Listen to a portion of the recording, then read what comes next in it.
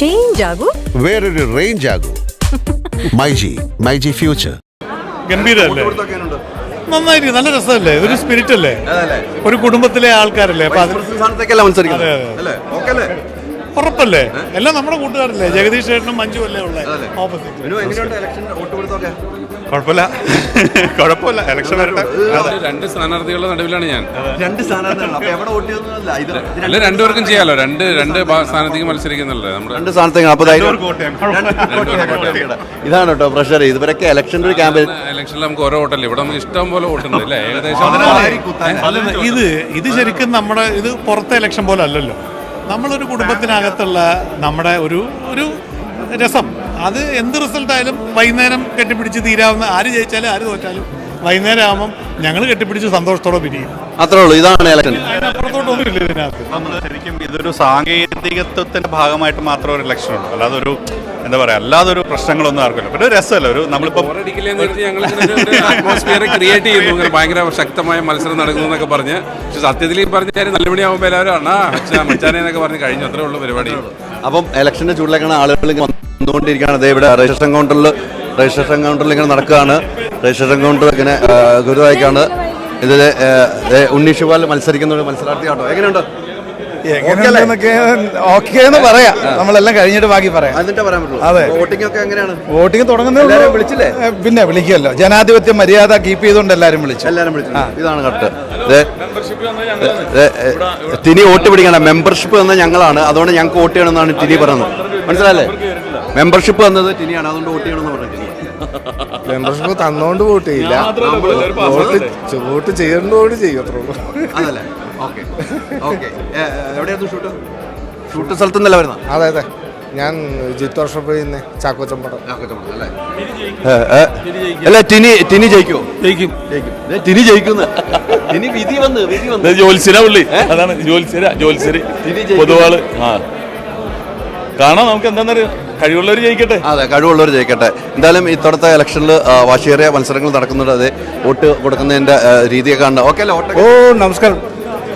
സുഖം. അമ്മയുടെ ഒരു പ്രത്യേക ദിവസം ഇന്ന്. പുതിയ ഭാരവാഹികളെ തെരഞ്ഞെടുക്കാൻ പോകുന്നു. മലയാളികളുടെ മനസ്സിൽ ശക്തമായ അമ്മ വീണ്ടും വീണ്ടും ഒരുപാട് ജീവകാരുണ്യ പ്രവർത്തനത്തിലൂടെയൊക്കെ മുന്നോട്ട്. തീർച്ചയായിട്ടും ഇത്തവണത്തെ പ്രത്യേകത എന്ന് വെച്ചാൽ ബാബുരാജ് മത്സരിക്കുന്ന ഇടവേള ബാബു ഇത്തവണ പടിയിറങ്ങുന്നു എന്നുള്ള ഒരു സങ്കടങ്ങളുണ്ട് നമുക്ക്. ഇടവേള ബാബു പടിയിറങ്ങുകയാണ്. ഇടവേള ബാബു ഇല്ല എന്നുള്ളതാണ് നമുക്ക് ഏറ്റവും ഖേദകരമായത്. ഇനി ആര് നയിക്കുമെന്നുള്ള സിദ്ദീഖായാണ് ജനറൽ സെക്രട്ടറി സ്ഥാനത്തേക്ക് മത്സരിക്കുന്നത്. 3 പേരും മത്സരിക്കുന്നു. കുക്കു പരമേശ്വരൻ മത്സരിക്കുന്നു, ഉണ്ണി ശിവാൽ മത്സരിക്കുന്നു. ആരാണ് ജയിക്കുന്നതെന്ന് നമുക്കറിയില്ല. ഇലക്ഷൻ കഴിഞ്ഞതിന് ശേഷം നമുക്ക് ആരാ ജയിക്കുമെന്ന് പറയാൻ പറ്റുള്ളൂ. നല്ല കടുത്ത മത്സരം തന്നെയാണ് നടക്കുന്നതെന്ന കാര്യത്തിൽ സംശയമില്ല. ഇവിടെ ആളുകളുണ്ട്. നമ്മുടെ രാജ്ചേട്ടൻ. നമസ്കാരം. അങ്ങനെ ഇലക്ഷൻ കഴിഞ്ഞ പ്രാവശ്യം വൈസ് പ്രസിഡന്റ് ആണ്. അപ്പോൾ ഇപ്രാവശ്യം ഞാൻ നിൽക്കുന്നില്ല. അതറിയാം, പുതിയ തലമുറ വരട്ടെ, അവരും ഇതൊക്കെ ഒന്ന് അറിയട്ടെ. അമ്മയില്ല, അതിനകത്തുള്ള ബുദ്ധിമുട്ട് കഷ്ടപ്പാടുണ്ടെന്ന് അറിയണം. എല്ലാ കാര്യങ്ങളും സ്മൂത്തെന്ന് വിചാരിക്കുന്നതല്ലേ. ഇതിൻ്റെ പുറകിൽ ബാബുവൊക്കെ കിടന്ന് പാടുന്ന പാടുണ്ടല്ലോ. നമ്മുടെ ഒരു ഗ്രൂപ്പ് ഇതിൻ്റെ വീട്ടിലുണ്ടായിരുന്നു.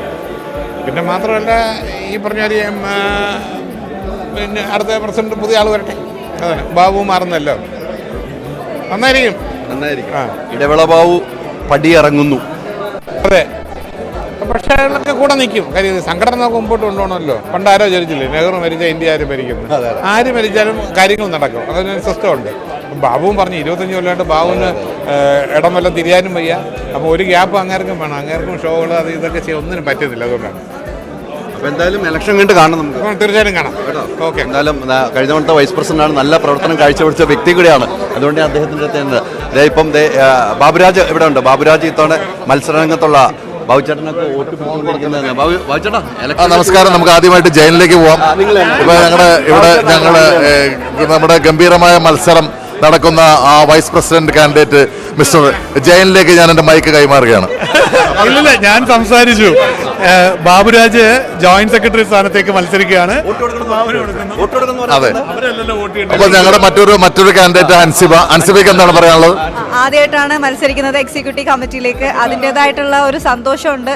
പിന്നെ ഇത്ര വലിയ ഒരു പൊസിഷനിലേക്ക് മത്സരിക്കാൻ പറ്റുക എന്നുള്ളതൊരു വലിയ ഭാഗ്യമാണ്. എല്ലാവരും വോട്ട് ചെയ്യും എന്നുള്ളൊരു എക്സ്പെക്ടേഷനിലാണ്.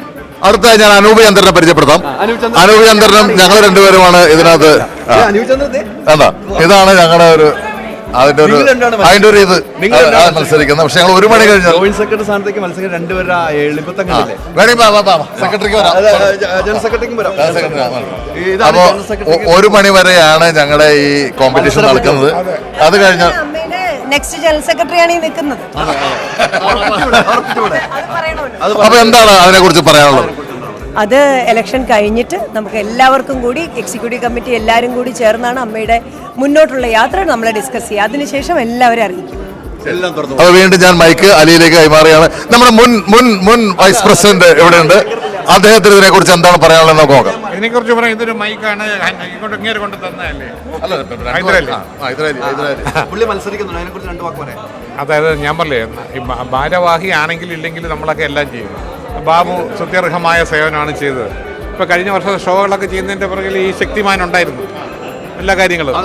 അപ്പൊ നമ്മുടെ സെക്രട്ടറി, അതെ, ജനറൽ സെക്രട്ടറിയിലേക്ക് മൈക്ക് കൊടുക്കുകയാണ്. എന്താ പറയുക, നിങ്ങൾ ഈ തവണ ഇറങ്ങുവാണ്. ഇറങ്ങാല്ല, അതിനൊന്നും കാര്യം പറഞ്ഞില്ല.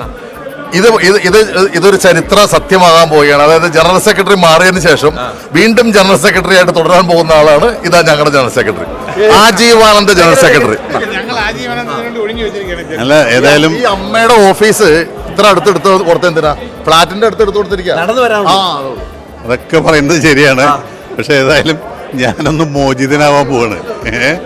കാരണം അതെ, 25 കൊല്ലത്തെ ഒരു ആശ്രാന്ത പരിശ്രമത്തിന് ശേഷം വളരെ സന്തോഷത്തോടുകൂടി, വളരെ ആത്മസംതൃപ്തിയോടുകൂടി പടിയിറങ്ങാണ്. Jain school of film and media studies presents അമ്മയോടൊപ്പം movie world media, powered by MyG future, India's #1 language academy, Neethu's academy.